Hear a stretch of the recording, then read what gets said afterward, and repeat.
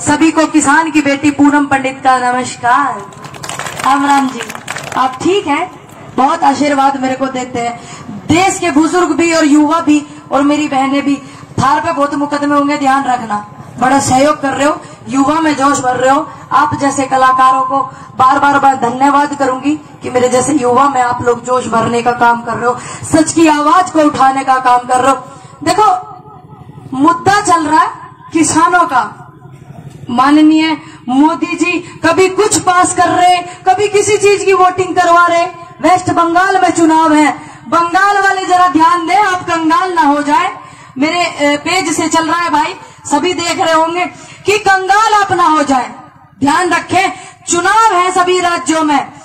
देश की जनता से वो अपील कर रहे, जहां जहां चुनाव है वहां घोषणा पत्र वोटिंग करवा रहे। क्या चाहिए?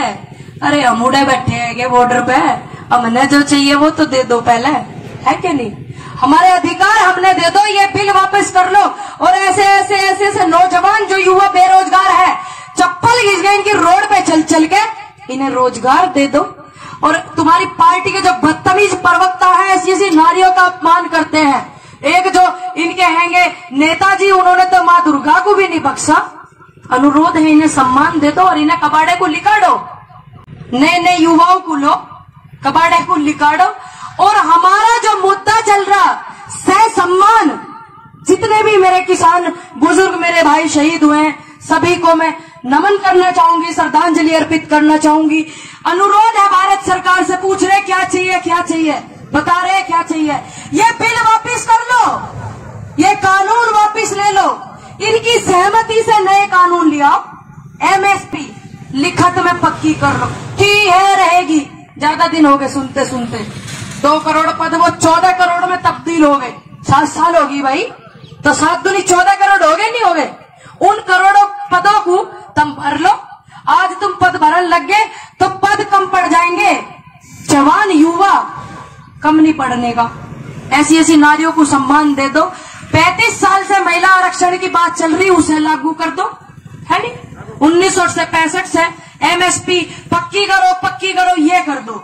ये ना कर दो जो आप फार्म भरे जा रहे हो एक सांस, ये फार्म नहीं चलेंगे। और कमी तो हमने बहुत गिनवा रखी, अब जो जरूरत है, क्योंकि ये बहरे हो गए भैया, एक स्टिक सी आवे उसे लगावे, साफ कर लेवे इनके प्रवक्ता कानों को। और बिल पढ़ के बैठ के जब टाइम लेवे, चैनल वालों का एक अनुरोध है देश की जनता से कि जो जातिवाद धर्मवाद में ये बांटे करे थे, वो सिस्टम इनको फेल होगा नहीं। सिर्फ एक जाति देखने को मिल रही, देश बड़ा खूबसूरत लग रहा है, किसान जाति। अगर आप इस चीज को बरकरार रखोगे तो मेरा वादा है और मेरा विश्वास है, आने वाली नेता नस्ल भी सुधर के निकलेगी। कभी जाति धर्म में नहीं बंटना, मेरा विश्वास है। देख लेना, सुधर के निकलेगी सारी नेता नस्ल। और इनके कॉलर में, गलेवान में हाथ डाले अपने अधिकार के लिए।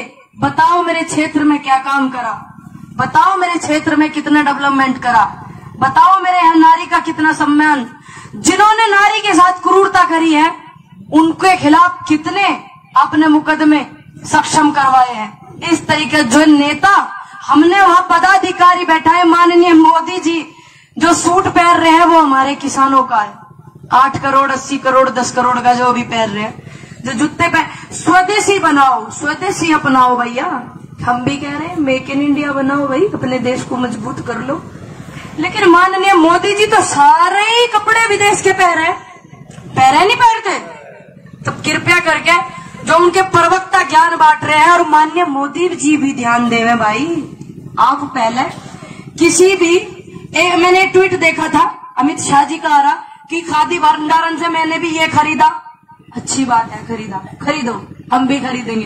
पहले माननीय मोदी जी का वो सूट जो पहन रहे हैं 10 लाख का, वह 10 लाख 2,000 में तब्दील भी करवा देते और बढ़िया लगता भाई। हमारे किसान नेता के रूप में माननीय मोदी जी दिखेंगे। मेन बात है, आप अड़िग रहना। ये किसान के मान सम्मान की बात है, किसान के दिल की बात है।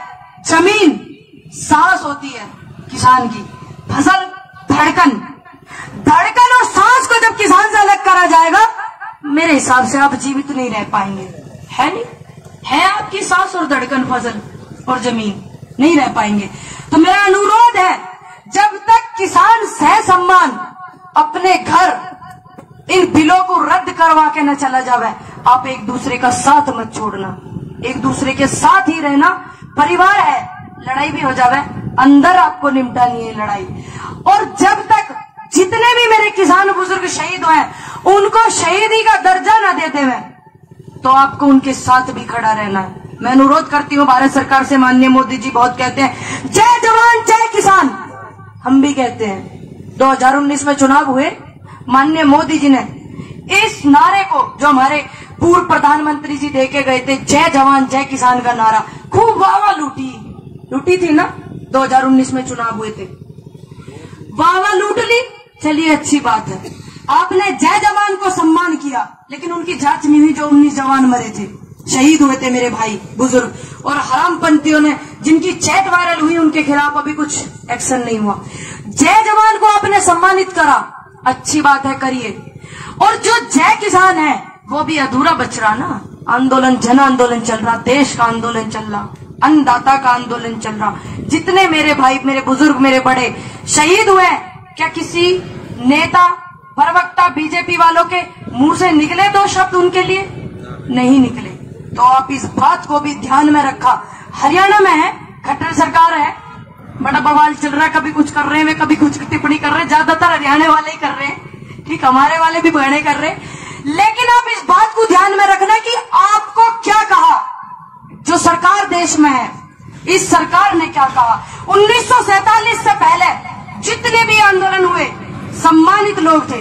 1947 के बाद जितने आंदोलन हुए, पहला आंदोलन ये ऐसा है, इतना पवित्र जन आंदोलन चला हुआ है। सभी से मेरे उम्र में बड़े बुजुर्ग मेरे बैठे हुए हैं, आप मुझसे ज्यादा जानते हैं। क्या किसी सरकार ने किसी अन्नदाता को खालिस्तानी कहा?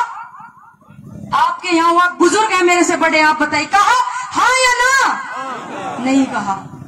क्या कभी नारी का इतनी कट्टरता से अपमान करा? नहीं करा। क्या इतने बुजुर्गों की शहादत हो गई, किसानों की, जब जब किसी को पता चलता है तो श्रद्धांजलि तो दुश्मन भी दे देवे पड़ोस के घर में। क्या कभी ऐसा हुआ? नहीं हुआ।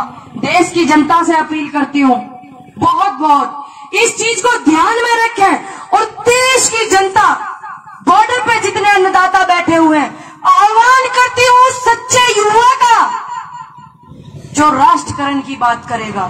आह्वान करती हूँ अपने बुजुर्गों का जो कृषि प्रधान देश को अपना देश समझता है और इस देश का सम्मान करता है। आह्वान करती हूँ ऐसी नारियों का जो बैठी